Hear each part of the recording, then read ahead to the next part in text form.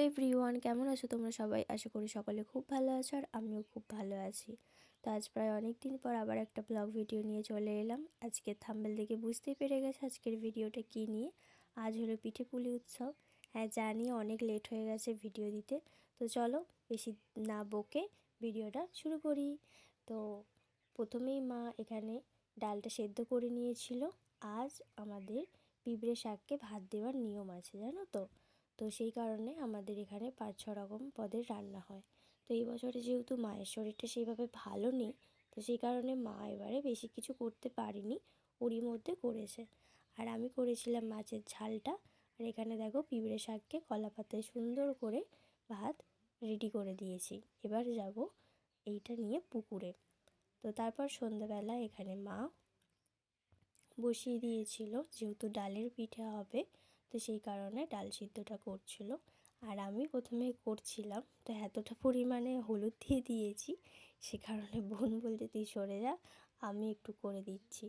তো এই নিয়ে আর কি একটু হাসাহাসি হচ্ছিল। আর এখানে মা কাটছে এখন ফুলকপি আলু, কারণ এখানে হবে ফুলকপি আলুর পিঠে, মানে তরকারির যেটাকে আর কি বলে। আর এখানে আমার ছোদ্দিদু করছে ভাজা পিঠে। তারপরে বোন বানিয়েছিল বাটার দিয়ে কফি, দেখতে পাচ্ছ পুরো এতটা পরিমাণে বাটার দিয়েছে, মানে কফির থেকে বাটার কফি বেশি হয়ে গেছে আর কি, মানে ওপরে আর কি বাটারটা পুরো ভাসছে। তারপরে এসে দেখলাম এখানে মা সুন্দর সুন্দর পিঠে করছে। আসলে আমার মা খুব সুন্দর পিঠে বানাতে পারে, মানে পিঠের যে শেপটা যেটা হয় না, সেটা দারুণ দেয়।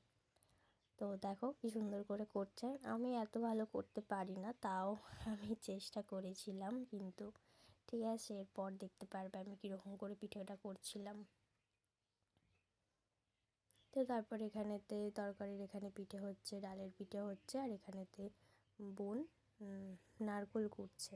আসলে মাই নারকোলটা কুটতে যাচ্ছিল, তারপরে বললো যে যেটি তুমি আমাকে দাও, আমি নারকেল কুটতে পারি। আর যেটা আমি একদমই পারি না, আমি সত্যি একদম নারকেল কুটতে পারি না। তো তারপর আমি এখানে মায়ের সাথে বকতে বকতে এখানেতে জিজ্ঞাসা করে করে করছিলাম যে কীভাবে করব। আমি তো মানে পিঠের যেই খোলটা যেটা হয়, মানে আমি সেটাই করতে পারছিলাম না। যা হোক করে মানে করে আর ভেতরে পুর দিয়ে আর করে দিয়েছি। মানে প্রথমেরটা কেমন হয়েছিল তোমাদের আর দেখাতে পারিনি, আসলে আমি বেরিয়ে গিয়েছিলাম একটু মামার বাড়ি, তো সেই কারণে মানে বোনের মামার বাড়ি, ঠিক আছে, তো সেই কারণে আর কি আর ভিডিওটা করতে পারিনি। পিঠে করতে করতেই আবার রেডি হতে চলে এসেছিলাম। ও ফোন করে বললো যে রেডি হও, মামার বাড়ি যাব। তো এখানে তাড়াতাড়ি করে আর কি রেডিটা হয়ে নিলাম। তো আমাকে কেমন লাগছে বলো। জানি কিছু করিনি, শুধু সোয়েটার টুপিটাই আর কি পরেছি। তো যাই হোক চলো, তারপর আমরা এখানে মামার বাড়িও এসে গিয়েছিলাম। এসে আজকে পিঠে গুড় পিঠে খেয়েছিলাম। আসলে আমাদের যেহেতু আজকে পিঠে গুড় পিঠে হয় না, সে কারণে আমি আর আমার বোন এই পিঠে দুটো খেতে বহুত ভালোবাসি, এত ভালোবাসি যে কি বলবো। তো তারপরে বাড়িও চলে এসেছিলাম। বাড়ি এসে দেখলাম এখানে মা এখনও আর কি পিঠে মানে করেই যাচ্ছে আর কি, তখন মানে 10টা বাজে। তো যাই হোক, তো এখন নারকোলের পিঠে হচ্ছে, তারপরে আগে একে সমস্ত পিঠে হয়ে গিয়েছিল। তো আমি তোমাদের একটা ছোট্ট করে একটা ক্লিপ ভিডিও নিয়ে নিলাম। তো দেখো আমার মায়ের একটা পিঠেও কিন্তু ভাঙেনি, শুধু যেগুলো আমি করেছি সেগুলোই একটু ভেঙে গেছে। তারপর বাপিকে বললাম যে খেয়ে বলো কেমন হয়েছে।